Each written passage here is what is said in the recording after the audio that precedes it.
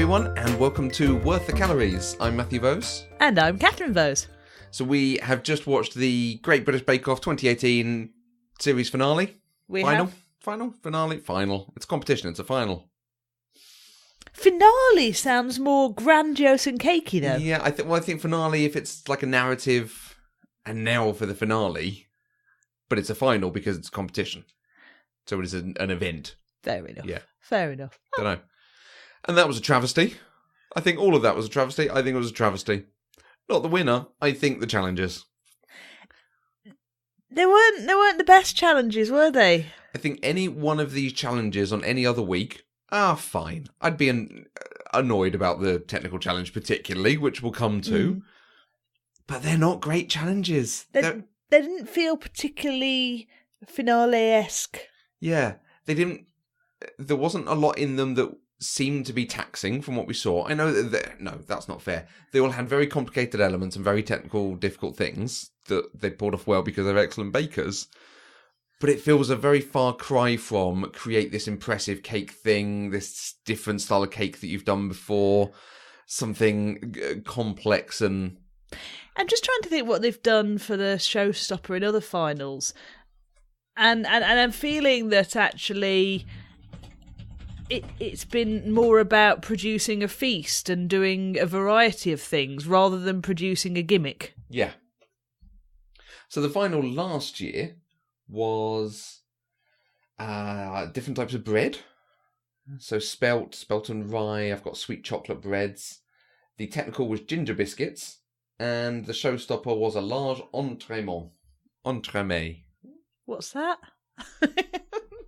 Clearly it stayed with me. I can't remember what an entremet is. A small dish served between courses or simply a dessert, according to this, in French cuisine. Okay. And we had a yin-yang entremet, an ode to the honeybee entremet, and a white chocolate, yuzu, and lychee entremet. But each of those were interesting things. I think ginger biscuits particularly give you a wide spectrum to test it on, but you're not testing them on, here's new equipment to bake with, and we're going to test you on how you use that equipment. Yes. Season 7's was meringue crowns, was a Victoria sandwich with no recipe. Nice. I do remember that. That was quite good. And then picnics. So do several different things. I think they did maybe some pies and some sandwiches and pasties or something along those lines. Let's just go one more back. Episode 10 was 16 ice buns, some millefeuille, and classic British cakes. So it was simple versions of things they'd done elsewhere, or they might have done as other things, but now you have to do them to a professional standard. Great. Yeah. A landscape that is immaculately designed and a feast for everything, for all the senses. That you've got to produce in 4.5 hours. Yeah. Well, that's not too dissimilar to the biscuit selfie in the first round. And that's what I'm feeling. I feel that perhaps someone else, they've got a new person in the production team to design the challenges, but there was a little bit much of the gimmicks for me this season. I fully agree. And donuts as well. I think donuts is probably the one that's okay. Yeah. Except just with two others that are problematic. I just go, ugh. Yeah. The donuts didn't bother me so much, apart from the fact that I don't like donuts, and it meant they had to use a deep fat fryer instead of the oven. But that's I can live with the donuts. Yeah. I think, to be honest, I think I'd be less irritated by the showstopper if the ridiculousness of the technical hadn't happened. Yeah, that has swung it the other way. If the technical was something like a Victoria sponge with no recipe, or a pavlova with no recipe, even if it was something we'd done in a previous round with no recipe, something like that, we'd have been okay. But to have gone, right, you have to do not only a pitta plus dips, plus you have to do it in a completely different way that is actually very hard. For us to replicate this is going to be very hard for the viewer at home. Right. And I was sure there was a thing about making it more accessible this year and getting people baking again. Just as you said about the marmals, but yeah, like, no offence, but we'd be reported to the council if we started making fires in our garden to bake our food like cave people. You know? So I want to get this off my chest now, I think, because I want to be positive about the episode. I want to talk about how they took to the challenges.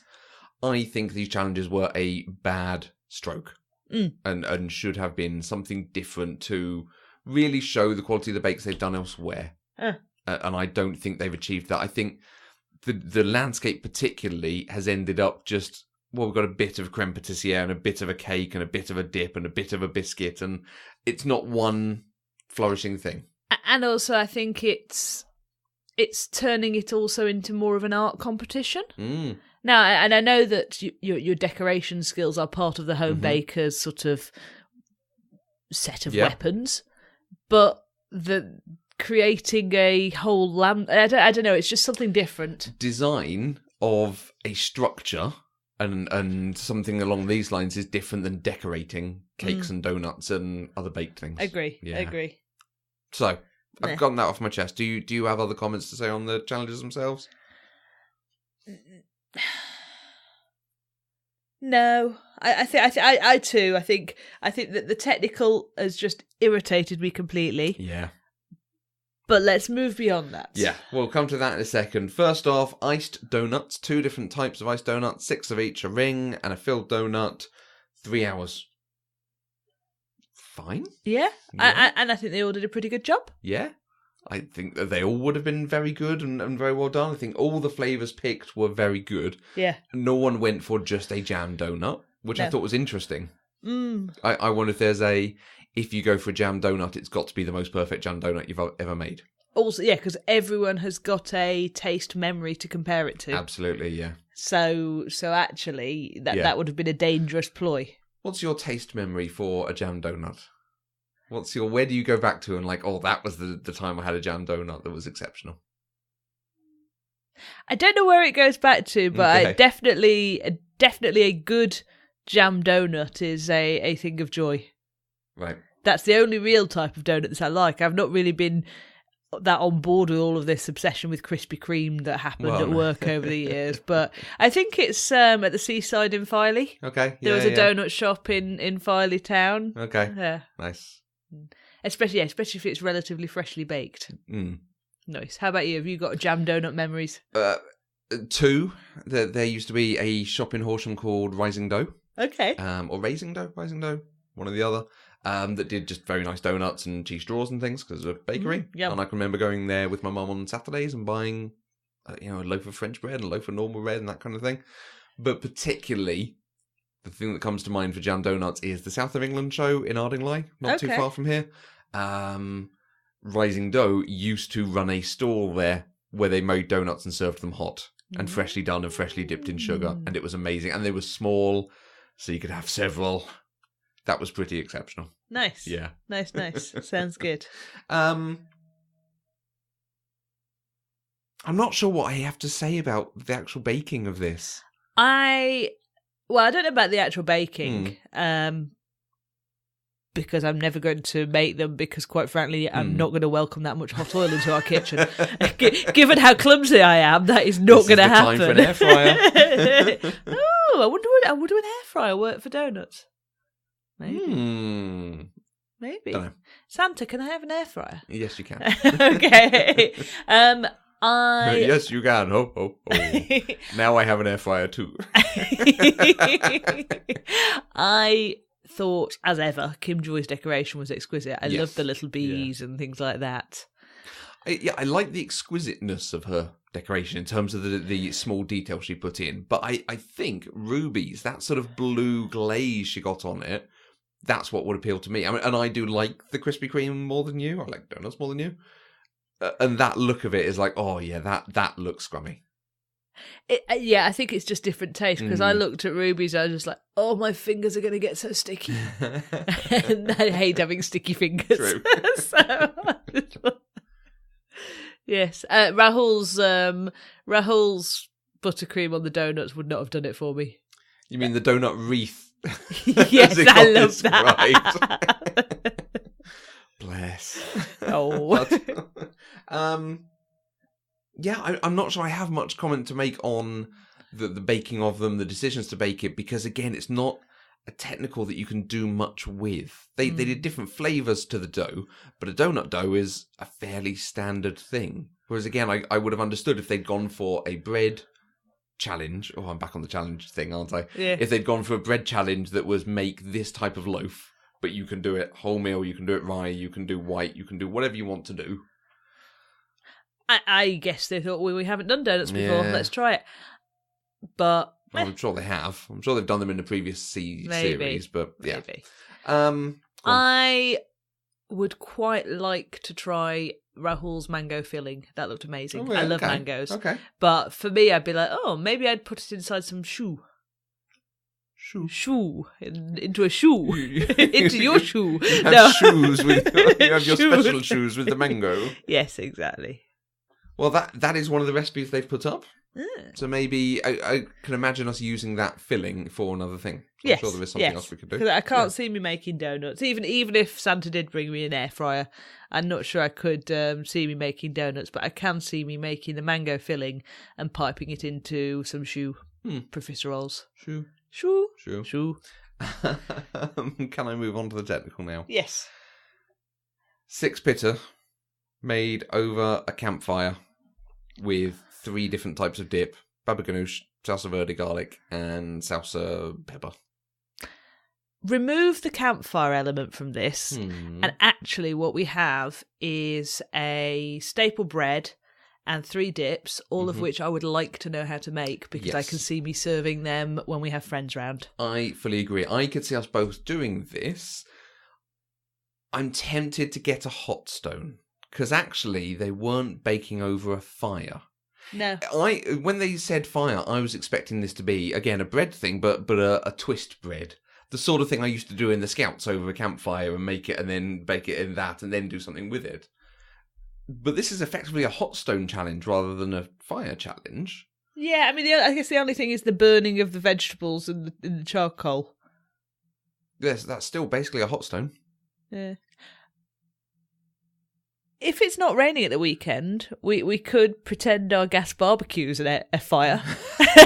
put a stone over the top of the gas barbecue. We have been told that having a hot stone in your oven for doing pizzas and things on is a very nice way of doing it. So let's do it. I might investing in one of them. Yes. But if not, we'll just do this as an actual... We can pretend we're one of those posh Japanese restaurants and cook our posh steak on the hot stone. Yeah. On our wooden table, which will be charred. But yes, investigate away. Yeah, I felt this was very hard. Did not really test them particularly because it didn't come out well for any of them. I mean, the dips came out fine, but the dips are not complicated from what I've seen, and things that should be very much in their wheelhouse. And I think it goes in line with comments we've made over recent weeks. The technical does not matter that much. No, I mean, they're all so even in the technical, they may as well not have bothered. Yeah. But, yeah. I also think, given what a hot day it was, they were lucky that none of them collapsed with sunstroke. Yeah. Because we've had a couple of late summer very hot days, haven't we? So... I mean, this is me speaking as a very pasty northern bird. But yeah, like... That would have been pretty terrible to do. Yeah. And then, by and large, I don't think it made a difference, like we've seen in other weeks. Yeah. So, which is a shame.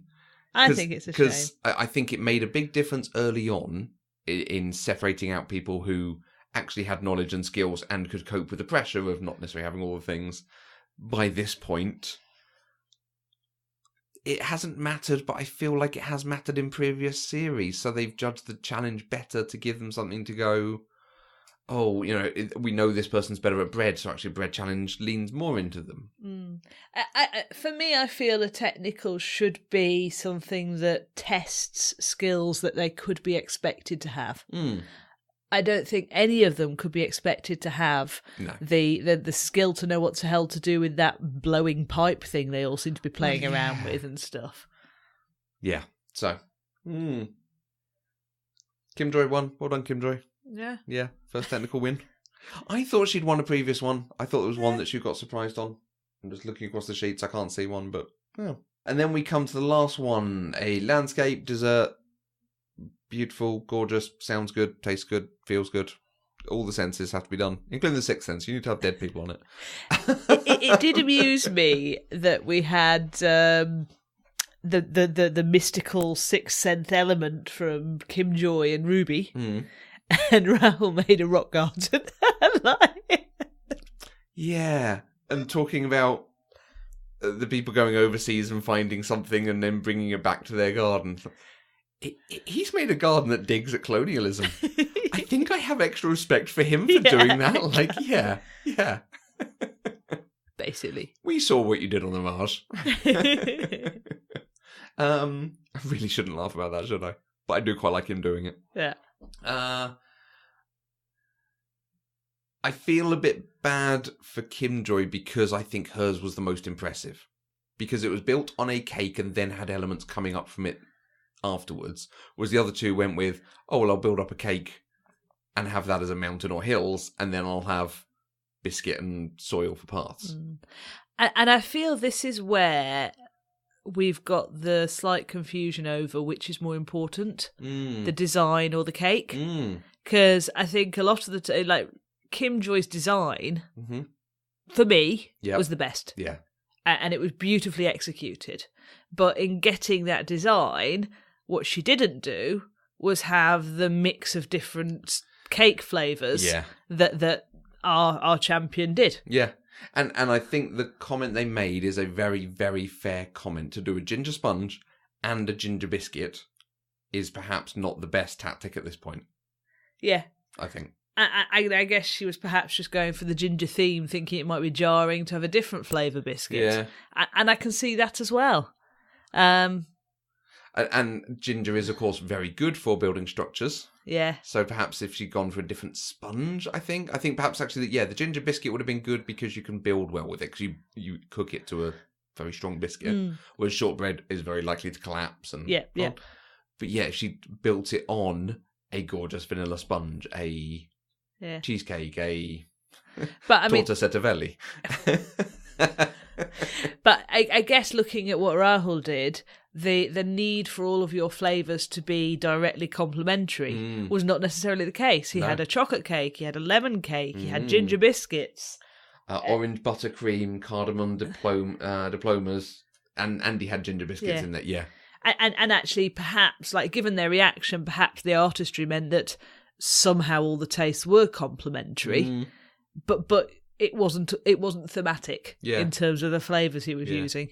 I think in the part of the brief that talked about it being a delight for all the senses meant partially exciting different flavours. So that the sharpness of the ginger, some sort of sweetness in there as well, something else. So. And I guess here, his overachieving nature and doing millions of things more than perhaps he needed to do meant that he did bring the wow factor. Yeah.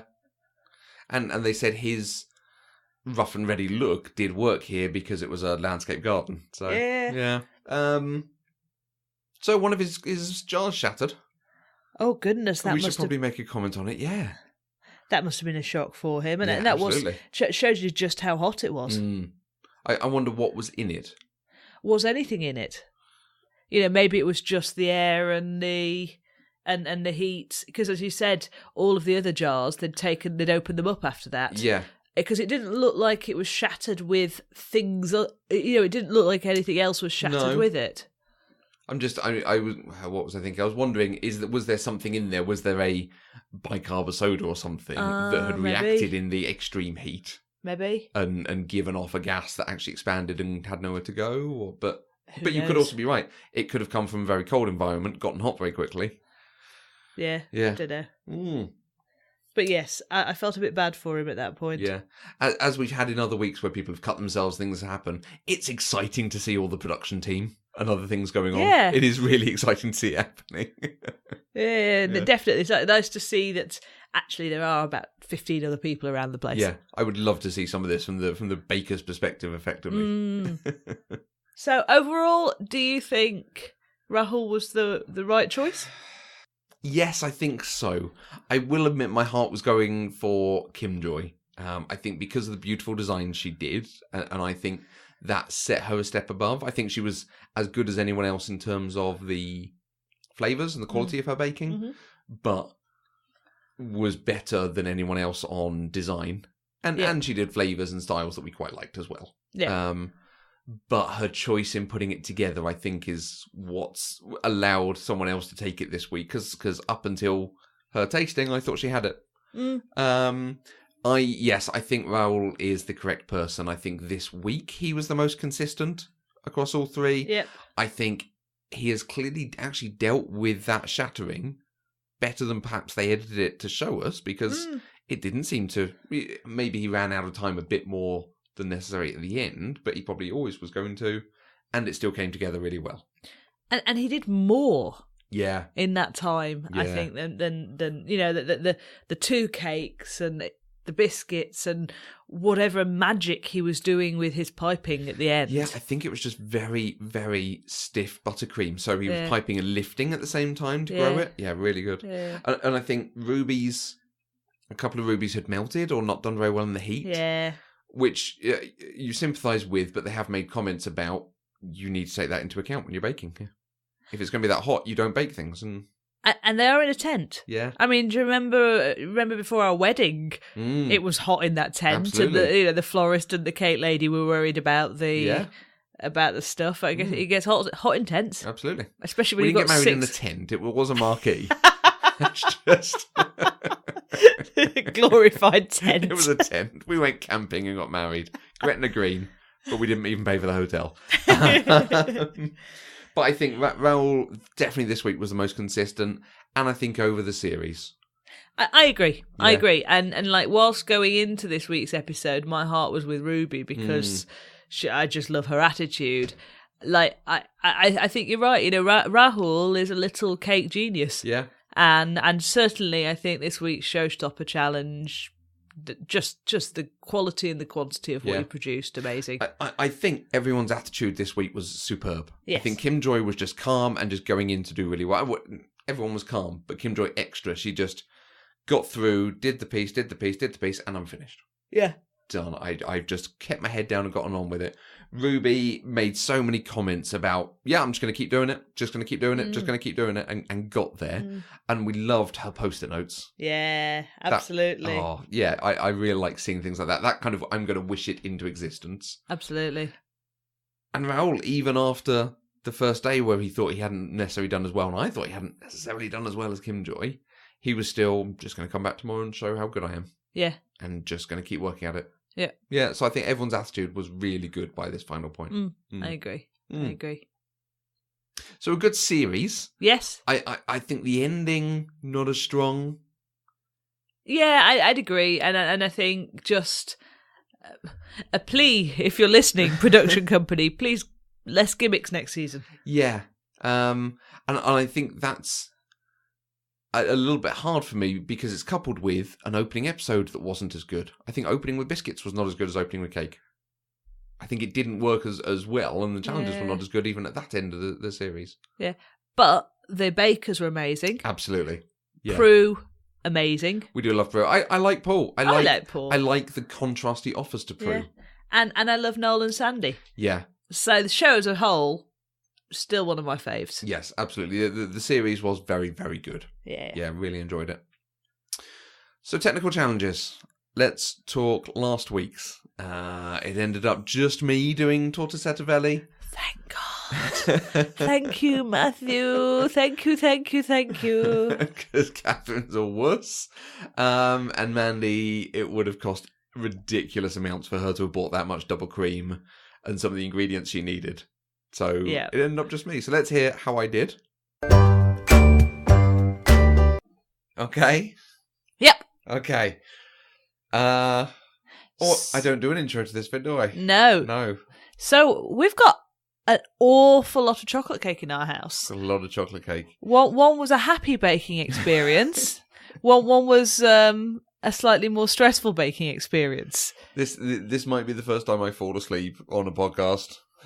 I'm so tired from baking. I think my lovely Matthew has been baking for probably in excess of 11 hours this weekend. I did 7 hours yesterday. And today is probably at least 4. So a lot of cake. So both were Bake Off related. One we're going to focus on more than the other. Yeah. Do you want to explain why we've got two cakes? So, one is the Torta Setteveli. Torta Setteveli. Setteveli. 7 veils of hell for the unwary baker. Which was this week's technical. Yes. Which was the longest technical they'd ever done. Yes. Yep. And I basically owe you a huge debt of gratitude for taking the hit for the Worth the Calories team. and this isn't even one that we could split up. No. I mean, maybe we could have because there were lots of components, but it was all sort of doing stuff at the same time and then assembling them together. And I'm not sure I would have been so happy with, like, okay, my sponge and your bavois and I think I was well out of the way. I mean, I just basically hid on the sofa for most of yesterday evening. And the other cake was... Well, in fact, you weren't here for most of yesterday. That's true. Thank goodness. And the other cake is because we have a big birthday cake coming up. Big birthday. And I'm using an old technical... So when the last Celebrity Bake Off happened, one of the technical challenges was Devil's Food Cake. And you watched it going, nom, nom, nom, nom, nom. Oh, that might be a nice birthday cake. Because normally I do you a sort of oil-based, very rich chocolate cake with very rich buttercream with very rich cherries on it. Yep. But you wanted something slightly different for your birthday this year? Mm-hmm. So I'm trying a derivation on that as a thing. But Torta Setteveli. Torta Setteveli. So talk me through the 7 elements that we had in your Torta Setteveli. Okay. What did you do first? I'm going to preface this that there are 21 steps to making this thing and a huge list of ingredients. At almost every step, I made a mistake or something happened that I wasn't sure of or that didn't go as I expected it to. The entire thing of this bake, there were problems. Now, it started with the sponge. Okay. So 2 layers of it, a sponge where you bake one sponge and you cut it in half. Right. Fine. And you kick off by sieving together the flour and something else, probably the raising agents, maybe even some cocoa or something. And then you heat like the butter and the sugar and then mix it all together, that kind of thing.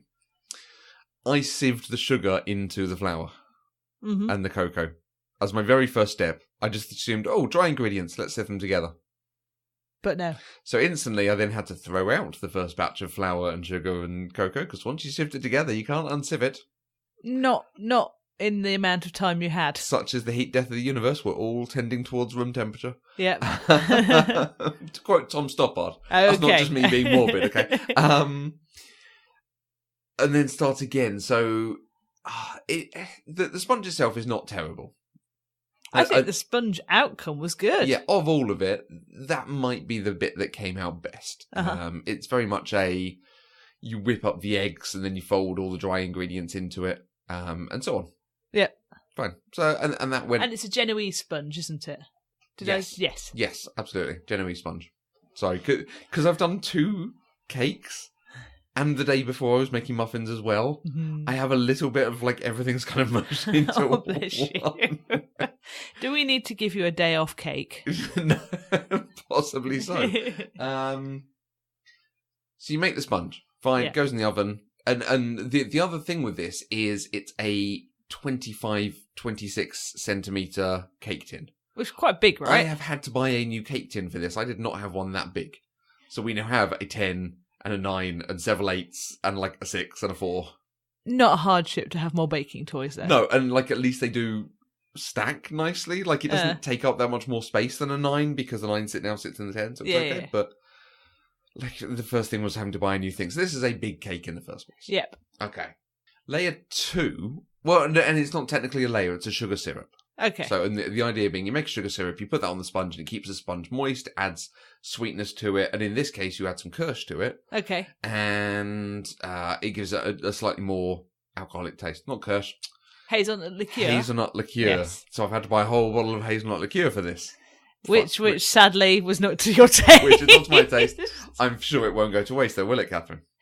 I am seeing some double cream in the fridge. There's a lot of double cream left I'm over. seeing some coffee pods in the cupboard. I'm seeing some hazelnut liqueur. Yeah. Ready to do your hip flask of creamy. I shall contemplate, although I might have one now just to digest all the lovely cake in my stomach. So the sugar syrup, you had to pour that over the cake? You brush it into the cake. Okay. But it's boiling sugar until it hits a certain temperature and then you can take it off. Yep. And I did it and the sugar crystallized almost instantly. And it becomes, when you leave honey too long, that's honey crystallizing. So it's got that sort of thing going on with it. So I was like, well, that's not going to brush in, so I'm going to do it again. And second time it came out really nicely. So what did you do differently between the two? I put the lid on the pan. So there's a whole thing of the sugar, as it cooks, obviously bubbles and goes onto the side of the pan without water, which causes the sugar to crystallize. And if that gets back in, it starts a crystallizing event almost. Okay. So it can cause other sugar. Once one bit is crystallized, other bits of sugar around it crystallize, and the whole thing goes. Right. So by putting the lid on, the steam off the water cooking rolls back down the side and reincorporates any sugar that's gone on the side. So you put the lid on the one that went wrong. Yeah. And then the one that didn't go wrong, you didn't have the lid on. Absolutely. And I also tried brushing some water on the side as it went, but the lid seemed to be a better way of doing it. We have seen them on the bake-off brushing the side to stop crystallization. Yeah. But I think it is just getting used to it and dealing with it. Right. Yeah. So second time, that was fine. And brushing it on was okay. I think the sponge was a little too delicate to be brushed that way, but also because it was being frozen, I can understand wanting to get more moisture in there. Yeah. So otherwise the cake would go a bit weird. Yep.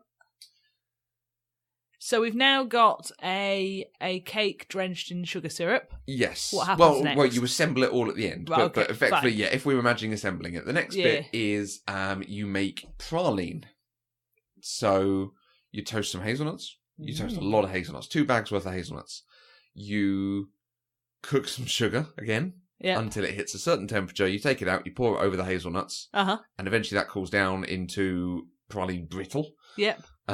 Which was delicious. Was very tasty, which you then grind up in a processor. Yep. Add some hazelnut oil to it. So you got hazelnuts in sugar with hazelnut oil and a sugar syrup that's got hazelnut liqueur in it. Like, there's a lot of hazelnut going on with this thing. There is. That went wrong the first time. Right. Because the sugar crystallized. Oh, dear. So I had to then go out and buy more hazelnuts. Because you don't buy more hazelnuts than you need. That's a lot of hazelnuts. So I had to go and buy some more hazelnuts and more sugar. And do it again. It crystallized a little the second time. Every time we've seen them do it on Bake Off, it comes out as this nice sort of goldeny caramel sugar.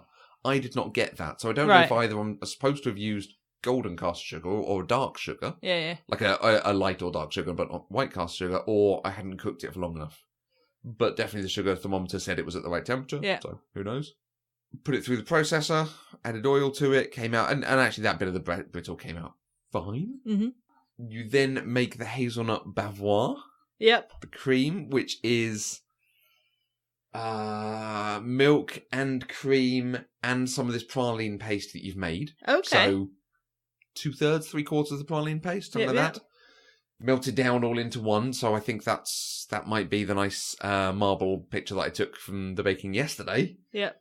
You then pour that over. I'm having to consult the recipe because it is so extensive. You pour that over caster sugar and eggs that you've whipped together. Yep. And return it to the pan and remove from the heat. You then put gelatin in it that you've softened. Leaves this time rather than powder. Absolutely. And then you cool to room temperature. Right. And it forms like a custard. Now I did that and it did not seem as thick as I expected it to be. It still I remember it was around this point that I came home, wasn't it? So I cooked it again because I felt like I'd maybe taken it off the heat too quickly to thicken it up. And it did thicken up. And it did thicken up, absolutely. It became a sort of jelly gel type thing. Yeah, like a thick blancmange. Yeah, it's got gelatin in it, so fine. Yes. Well, it turns out I'd missed a step. Oh. Part of the instruction, and this is because this one step had 3 bits of the instructions in it, is to whip some of the double cream and then fold that in. Yeah. And that would have thickened it to exactly the right consistency. So, on assembling it, I realised this after, because you do 2 layers of the hazelnut bavarois, so when I was assembling it, I realised after the first layer, like, I've done something wrong here, consulted it, and then did more double cream into the second one, which is why we got double cream left, because I didn't use all the double cream, because, anyway. There was a lot of cursing at this point. I remember this well. And again, once you've put it on the cake, you can't take it off the cake. No, indeed. No.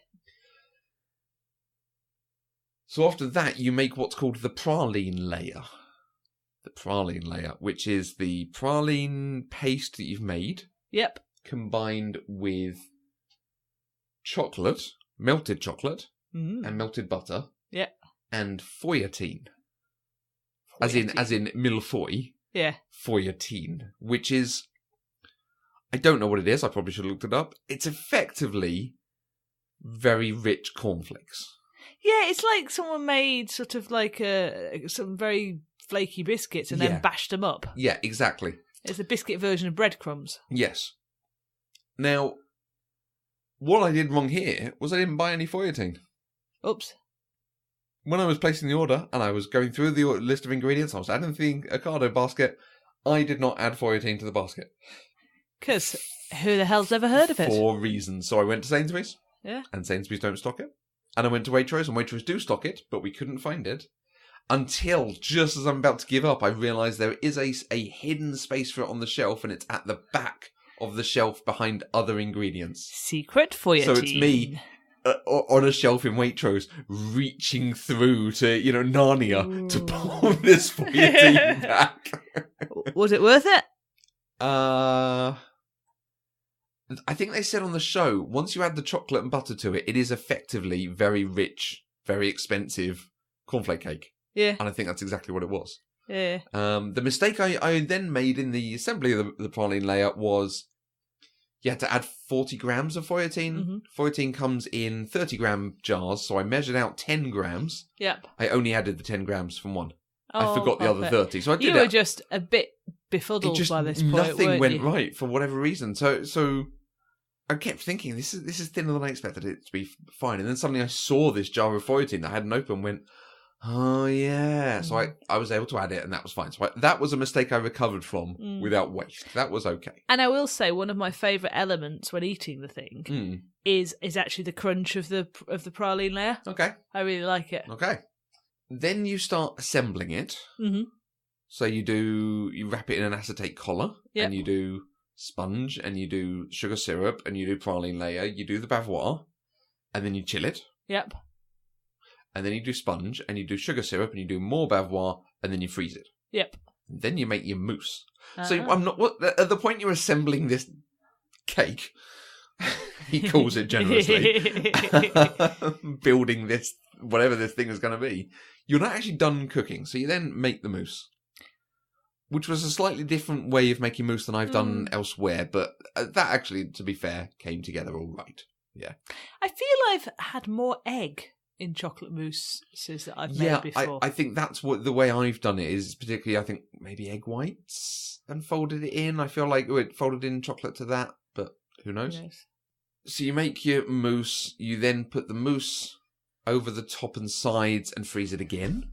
Mm-hmm. Or you take the acetate collar off at this point, and I enjoyed working with the acetate collar. It gave such a sharp edge to it, and where you've put the bavarois in, that I'm going, I can definitely see a use for this elsewhere. As we found with the other cake, it's actually going to be very useful for decorating the other cake. Yeah, I can see you using it. And you like clean lines. Yeah. And I like it because you're not then shoving it in and some of it's coming out and you're leaving gaps or something like that. You know it's a definite thing, so now I can build on the top of that. So, yeah I can appreciate that. It made the adding of the mousse a little bit easier. Yeah. Fine. And then you make the mirror glaze, which is water and cream and cocoa powder and sugar with gelatin added to it, poured over the top. Do you know, I'm really surprised to hear that there was cream in there. Yeah. Because to me, there's nothing about it looked creamy. Yeah. Now, I followed the recipe exactly. Yeah. And it came out exactly what they said about brownies on the show. And it wasn't just Bryony, was it? It was Rahul as well. Yeah. Struggled. I think there was only Ruby that did it properly. Yeah. So I think maybe too much gelatin, but I followed exactly what so whether I didn't stir it in properly, whether I didn't get hot enough or something happened there. So it went on and it thickened and hardened really quickly and became, it wasn't inedible, but it was very chewy and rubbery. It tasted better without the glaze on. To the extent we've been able to peel it off the mousse as a whole thing and just chuck it away. Yeah. So. Yeah, the glaze has not been the best part. I think I'm surprised at the gelatin in it. I wouldn't have minded had it been you make a very thick, sort of creamy torte covering and then pour it over and leave it to set. Yeah. Having gelatin almost feels like you're trying too hard to set it quickly under the time constraints. I wonder if that's the shine aspect. Does the gelatin add the shine aspect? I think it was shiny before that. Yeah. In the thing. Because part of this one, he checks. Yeah, part of this one is about getting it to a very precise temperature. Right. Which I think is aimed towards getting you that shine. Which, like, the mirror bit of it came out fine. I was quite pleased by how shiny it was. But, and then we assembled it, and then we ate it, and it's very rich and creamy. We're probably not going to eat it all, and we're not going to eat all of this one, because it's a huge cake. It really it's is. 10 inches. It really is. Massive. And it's fresh cream. So, quite frankly, what's not eaten by the end of tomorrow... Probably, yeah. It needs to go into bed. Mm. And I'm so full of chocolate cake. So, the construction of this was annoying. Like, I think the whole thing was about 12 hours, but that does include like an hour where we ate and watched some TV. It includes 2.5 hours of recording a podcast about The Prisoner. Some others popping out to the shop, doing things like that. So, it took a day to do. They had 3.5 hours to do it on the TV. How they managed is beyond me. Yeah, I think I could see doing that because I was obviously stopping in between and checking and rechecking and so on. But that was a tough one. That was really, I think because I wasn't quite ready for it, I perhaps started too early or didn't quite get myself in the right headspace to, right, let's knuckle down and do this, because I was making mistakes, because I was having to do things again. And there's bits in here that I enjoyed doing. Like, I enjoyed trying praline and sugar syrups. I've not done them before. I was looking forward to trying them. And I could see a place for them. But I'm also worried that I'm going to lose the knowledge I've gained from doing this because it's not something that I've done or I see in recipes. So I suspect, should it come to you needing to do them again, having done them once in the past will help you the second time, even if you don't remember how to do them straight off. Yeah. I don't think you'll be making that cake again. No. Torta Setteveli. Yes. the sponge. Yeah. Una volta. One time only. Yeah. Yeah. So, yeah. So you mentioned the tasting of it and liking the praline layer. Yep. I find having such a crunchy layer in the middle a little strange. I could stand it and not understand it if it was top or bottom. But just having this very definite layer in the middle, it's like, okay, that's really crunchy, that's a bit weird. You see, I liked it as a contrast. And if anything, I'd have actually had 2 layers of it happily above each layer of sponge. Because otherwise I found the bavois covered by the mousse a bit, creamy on top of creamy. Yeah. And just overwhelmed by creamy. Yeah. And I didn't think that the sponge was... I mean, it was a good sponge, but I didn't think the sponge on its own was enough to stand up to the fact that it was just like moussey creaminess. Yeah, absolutely. I'd have happily had more crunch layered throughout it. Okay. But maybe that's just my taste. I mean, I'd actually just prefer a sponge with some buttercream or ganache on it. Well, yeah, that is flavour again. I think perhaps if it wasn't the 7 layers, if it didn't try to double down on the bavois and the sponge, if it was sponge with the sugar syrup, the praline layer, some bavois, and maybe even the mousse and the mirror glaze, it would be fine. But because you're doing this double bavois sponge thing, it just adds a lot of complexity, and I was quite pleased with how the layers came out. Like, when we actually cut it, it looked good inside. Oh, it really did. Yeah. Really nice defined layers. So that I was pleased with. I suspect, for me, go on, even if you got the glaze done perfectly, I'd have probably still peeled it off. Okay. I've been known to take the shiny, rubbery bit off French tarts in the past, like with the patisserie fruity tarts. Just don't like it. See, I don't think it should have been as rubbery. That's part of the problem. And perhaps I let it cool down too much as well before pouring it. But you could definitely see, because the cake had just come out of the freezer, you could definitely see some of the mousse melting into it, which I think we saw with Kim Joy's. Yes, we did. So, yes. Yeah, I'm pleased I've done it, because that was definitely technical skills that I might use elsewhere. But, that was a lot of baking. I feel you feel about it the way I feel about my half marathon. Right. It really wasn't that fun by the end. Yeah. But I feel like I've achieved by having completed it. Yeah. Yeah, absolutely. And because I want to keep up having done them. I do want to return and do them all. Yeah. To know that I've done the whole series worth. So. Yeah. But yes.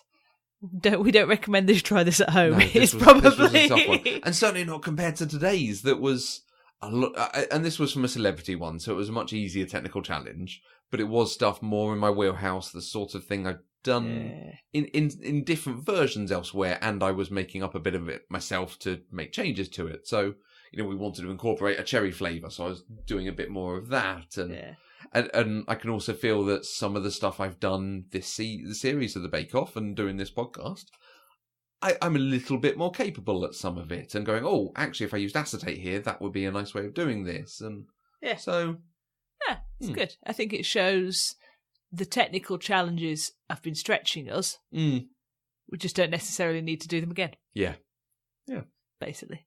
Okay, so we have a lot of cake in the fridge, so. If in the next couple of days you know us, do say and feel free to have some cake. Yes. So I think it's a good job that there's now 2 days until the episode, until we have to even think about baking again, because I'm going to go and have a well-earned baker's sleep.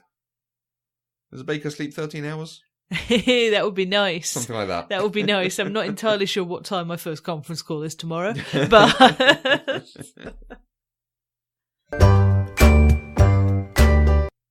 And clearly, as you heard, I did wonderfully well. It was great. I loved that cake. We're going to have one every weekend now? Every week. 14 veils next week. Oh, God, I actually feel slightly nauseous at the thought. So, next time, bits of bread's on a campfire. How about not? Yeah. Oh, it is bonfire night this weekend, though. Can we tie the two together? Do you think Sarah and Juan would like us setting something alight at their wedding on Saturday? We'll come along with some dough. I'm going to have a look at hot stones. Yeah, because I think that might be the way to go. But if not, I think we do the recipe and just cook it in an oven. Fine. Absolutely. Yeah. I'm interested to do pita bread, so I think we're both going to do that. I think probably only one of us doing the dips, so maybe we split the dips between us. Yes, because actually I'm quite keen on trying all of the dips. I like a nice dip. Okay. So, but I don't think we need to make two batches of them. Absolutely. Yeah, just to be clear. Absolutely. Yeah, yes, no, I'm interested to at least try one. Making one. If you want to make two, because I made the Torta Setteveli, so.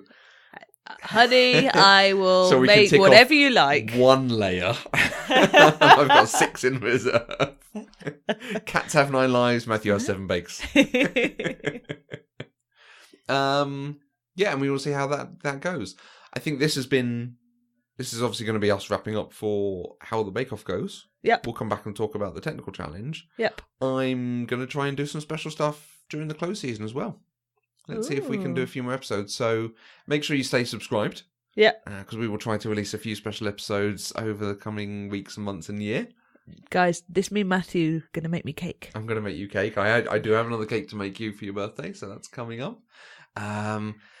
If you have enjoyed, we do other podcasts, so do look us up, eloquentgushing.com. You can find all the other shows that we do on the network. And if you really, really liked us, you can support us on Patreon, where you can give anything from $1 a month to help support the network and develop other shows. You can find details on patreon.com/eloquentgushing. That's Patreon. We will be back next week to talk a technical challenge and probably no baking show. Until Indeed. Then. Suitable baking departure greeting. Until then, pretend we've put a joke in here.